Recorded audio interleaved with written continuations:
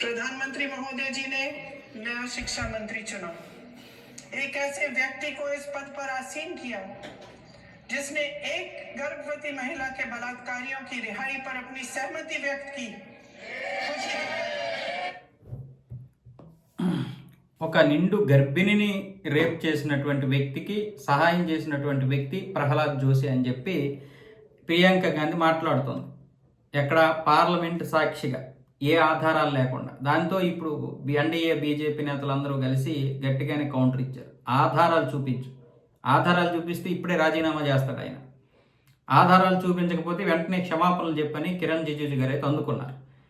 అంటే ఈవిడ ఒక మహిళే కదా, నిజంగా అలాంటి పనులు ఏదైనా చేస్తే ఖచ్చితంగా మాట్లాడొచ్చు, తప్పేమీ కాదు. కానీ పార్లమెంటు సాక్షిగా ఆధారాలు లేకుండా ఇలా ఏదో ఒకటి బురద జల్లేస్తే ఇప్పుడు ప్రజలందరూ కూడా నిజమే అనుకుంటారు. బీజేపీ నేతలు ఎలాగో తప్పుకు దొరికిపోతున్నారు కాబట్టి ధర్మేంద్ర ప్రధాన్ రాజీనామాతో ఈ ప్రతిపక్షాలన్నీ కూడా ఒక విజయ విహారంలో ఉన్నాయి. ఒక్క ధర్మేంద్ర ప్రధాన్ రాజీనామాతోటే వీళ్ళు గెలిచేసాము అన్నంత ఆనందంలో ఉన్నారంటే నిజంగా వీళ్ళు గెలిచేస్తే ఈ భూమి మీద ఆగుతారా?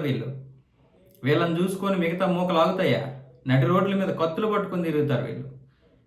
ఒక చిన్న విజయానికి, ఒక చిన్న దానికి ఆయన దేశంలో జరగబోతున్నటువంటి అరాచకాలని అడ్డగించుకోవడానికి కోసం, దానికోసం ఆయన ఏం చేశాడంటే రాజీనామా సమర్పించేశాడు. మోదీ, అమిత్ షా వద్దన్నా సరే అయిపోయింది అది. దాని గురించి మీరు మాట్లాడవచ్చు. నీట్ లీగ్ గురించే కదా రోజంతా మాట్లాడే, దానికి సంబంధించినటువంటి బిల్లును కూడా పాస్ అవ్వకుండా చేస్తున్నారు మీరు.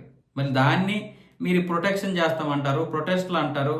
మళ్ళీ ఇప్పుడు దానికి సంబంధించి కఠినమైనటువంటి బిల్లు తీసుకొస్తే, చట్టం తీసుకొస్తే ఆ బిల్లు పాస్ అవ్వకుండా చేస్తారు. ఇంకెక్కడ మనలో ట్రాన్స్పరెంట్ ఉంటుంది?